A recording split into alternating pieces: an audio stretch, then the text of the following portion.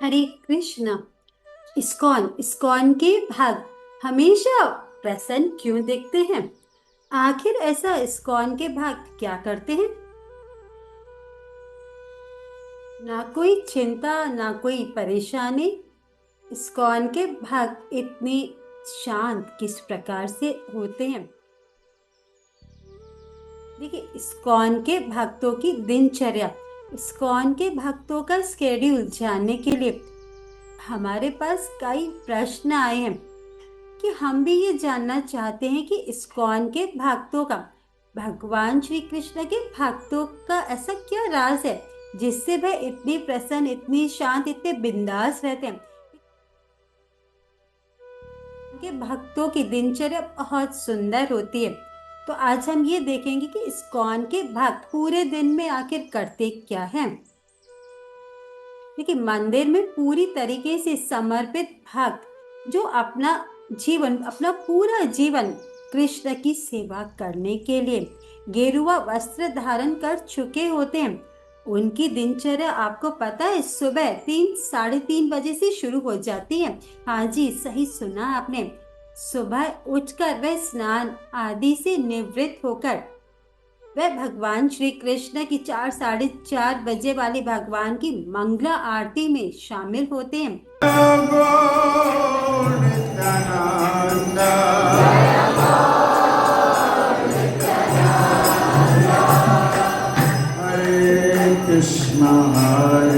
फिर 2 घंटे भगवान की सुंदर नामों का बहुत ही ध्यान पूर्वक, श्रद्धा निष्ठा के साथ जप करते हैं। देखिए, हमने क्या कहा? ध्यान पूर्वक।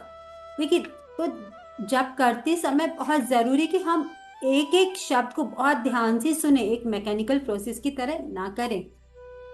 2 घंटे मंत्र जप करने के बाद देखिए, इस्कॉन के मंदिरों में रोज भगवान का बहुत ही सुंदर श्रृंगार होता है, गुरु पूजा होती है।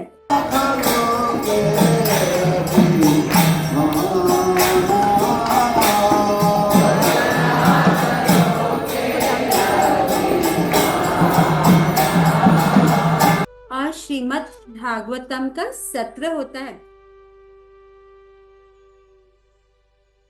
इसके बाद सबके लिए बहुत सुंदर प्रसाद की व्यवस्था होती है, जहां सब पेट भर सुंदर प्रसाद लेकर सभी भक्त अपने अपने चिन्हित कार्यकल्प में लग जाते हैं। कोई अकाउंटेंट की सेवा करता है, कोई पुजारी, कोई विभिन्न लोगों से मिलने के लिए जाता है और उनको भक्ति के मार्ग में अग्रसर होने के लिए उन्हें प्रेरित करता है। तो कोई भगवत गीता आदि शील प्रभुपाद के इतने इतने सुंदर ग्रंथ हैं, उनका डिस्ट्रीब्यूशन करता है, उनका प्रचार करता है। तो कोई मंदिर के मैनेजमेंट कार्य में लग जाता है। वह स्वयं को दिए गए सारे कार्य को किसी सीनियर डिवोटी के इंस्ट्रक्शन में ही बहुत ही रेस्पॉन्सिबिलिटी के साथ कंप्लीट करते हैं। देखिए, लोगों में यह गलत धारणा है कि मंदिर में रहने वाले भक्त खा पी कर मंदिर में सोते और उनके पास तो कोई काम धाम नहीं होता। इसके विपरीत मंदिर के भक्त सुबह ब्रह्म मुहूर्त से उठकर रात 10 बजे तक बहुत बहुत व्यस्त रहते, बहुत बिजी रहते हैं। और उनके लिए सैटरडे संडे कोई वीकेंड नहीं, कुछ भी नहीं। वह स्व इच्छा से आनंद पूर्वक भगवान कृष्ण की सेवा में स्वयं को व्यस्त रखने में अपने आप को धन्य धन्य मानते हैं। अब यह प्रश्न उठता है कि हर कोई तो सामाजिक जिम्मेदारी को छोड़कर मंदिर में नहीं रह सकता। परिवार और समाज के प्रति भी तो जिम्मेदारियां हैं ना। उसके अलावा हमें बिजनेस भी करना है, जॉब करना है, पैसे जो कमाने हैं। दुनिया के ऐशो आराम, सुख सुविधाएं तो हमें चाहिए ही चाहिए, उनका अनुभव करना है, हमें घर बसाना है। तो क्या मैं भक्ति नहीं कर सकता? यही प्रश्न आया था ना आपके मन में।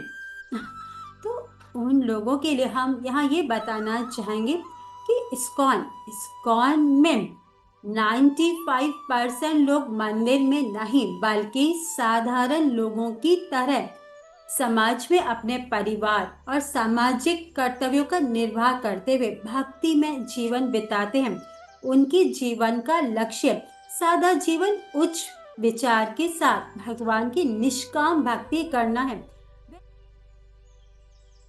अपने जीवन को सरल रखते हुए अपने कर्म के फलों को भक्ति के कार्य में निवेश करते हैं। एक भक्त परिवार की दिनचर्या भी सुबह 4 बजे से तो प्रारंभ हो ही जाती है। सुबह जल्दी उठकर स्नान आदि से निवृत्त होकर भगवान श्री कृष्ण का ध्यान पूर्वक जाप करते हैं। उससे पहले भगवान की मंगला आरती बहुत सुंदर तरीके से करते हैं और सब अपने घर में प्रसाद भोग बनाते हैं।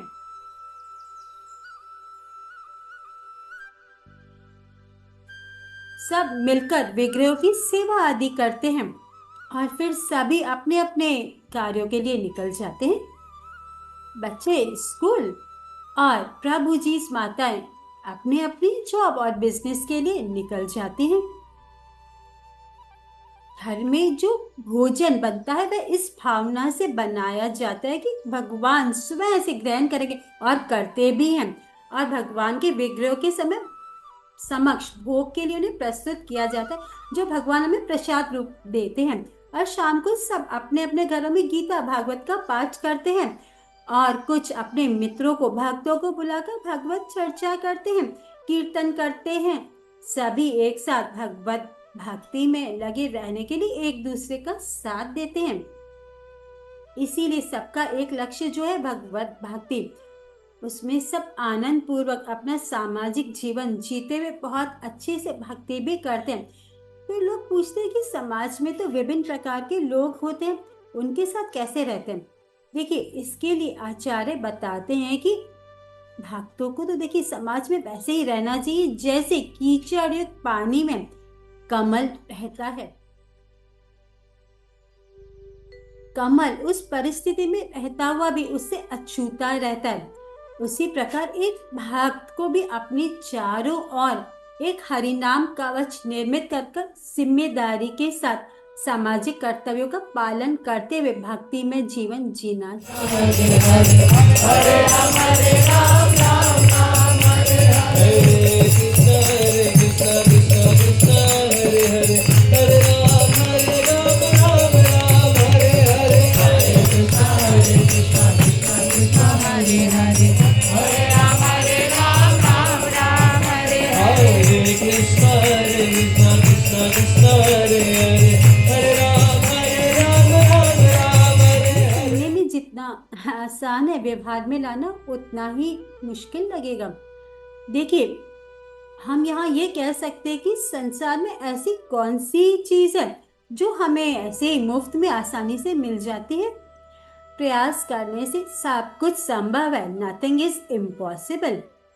इस प्रकार हम जीवन में आनंद और शांति के लिए, देखिए, हम जीवन में कितनी सारी मटेरियल योजनाएं बनाते हैं और इतिहास गवाह है कि कोई भी योजना मटेरियल सफल नहीं हुई, परंतु ये कठिन लगने वाले मार्ग को लक्ष्य में पाने के लिए सबसे कारगर और सबसे अच्युत सिद्ध हुआ है। अब प्रश्न ये उठता है कि ये लोग मनोरंजन के लिए क्या करते हैं? Night outs, movies. देखिए, पहली बात तो मनोरंजन की आवश्यकता तो तब पड़ती है जब मन थका हुआ होता है, परंतु जो भक्त हैं भक्ति में इतने आनंदित, इतने प्रफुल्लित रहते हैं कि उन्हें मन बहलाने के लिए किसी चीज की कोई जरूरत नहीं पड़ती और वे भक्ति करते, कीर्तन करते, नाचते हैं, गाते हैं, भक्तों का संग करते हैं।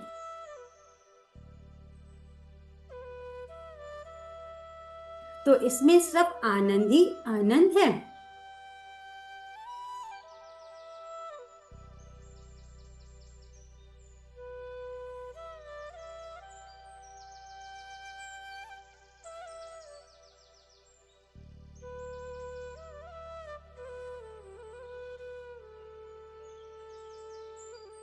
और देखिए, और वह धामों की, भगवान श्री कृष्ण से संबंधित धामों की यात्रा करते हैं। वृंदावन जाते हैं, मायापुर जाते हैं, जगन्नाथपुरी जाते हैं, द्वारिका जाते हैं। तो इतना इतना सुंदर अपना जीवन व्यतीत करते हैं। इस प्रकार भक्ति और भगवान केंद्रित जीवन जीते हुए सुखपूर्वक जीवन बिताते हैं। ये बहुत प्रैक्टिकल है और बहुत सरल भी। अतः हमारा आप सबसे भी एक आग्रह है कि अपने जो घर के पास इस्कॉन सेंटर मंदिर है वहां पर जाएं और इस मार्ग के विषय में अधिक जानकारियां प्राप्त कर सकते हैं। और या तो कमेंट्स सेक्शन में आप हमें कमेंट करके हमसे पूछ भी सकते हैं, और हमारा जो व्हाट्सएप ग्रुप है उसमें भी हमसे क्वेश्चंस कर सकते हैं, और अपना जीवन सुखमय बनाएं और भगवान के प्रिय बने। और ये मानव जीवन का जो लक्ष्य है कृष्ण की भक्ति करना, उसे प्राप्त करें। देखिए, हमें अपना जीवन एक भक्त की तरह बिताना है और अच्छे से भक्ति करनी है। देखिए, हमें ये मानव जीवन मिला है, यह जो ज्ञान है वह बहुत ही कम लोगों को है।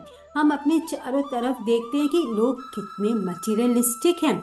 हम ये कह सकते हैं वह तो पशु तुल्य जीवन बिता रहे हैं, खाना पीना सोना, बस उन्हें तो बस यही पता है कि शायद ये जीवन हमें सोने के लिए मिला है या फिर खाना पीना, बाहर से खाना पीना, नॉनवेज जो भी चाहिए वह मंगवाओ, खाओ और सो जाओ। बस यही शायद जीवन है। घूमो फिरो, नाइट आउट पे जाओ, पिकनिक करो, मूवीज देखो। नहीं, ये मनुष्य जीवन है। देखिए, आप पशु नहीं है। एक पशु के जीवन में और एक मानव के जीवन में जो अंतर है उसे समझें। ये जीवन, हमें इस जीवन का लक्ष्य क्या है। देखिए, ये क्वेश्चन पूछिए कि मैं कौन हूँ। हमारे गुरु महाराज का बहुत ही सुंदर एक लेक्चर है कि मैं कौन हूँ। देखिए, हम क्या है, हम ये शरीर है, हम ये आत्मा है। ये जो मनुष्य शरीर मिला है वह हमें 84 लाख, शायद बहुत कम लोगों को जो मटेरियल लाइफ में बिजी है ये ज्ञान होगा कि मनुष्य शरीर हमें 84 लाख योनियों के बाद मिला है। हमने क्या क्या, हमें ये किस किस योनि में हम नहीं गए। तो क्या फिर से हम वही सब देखना चाहते हैं?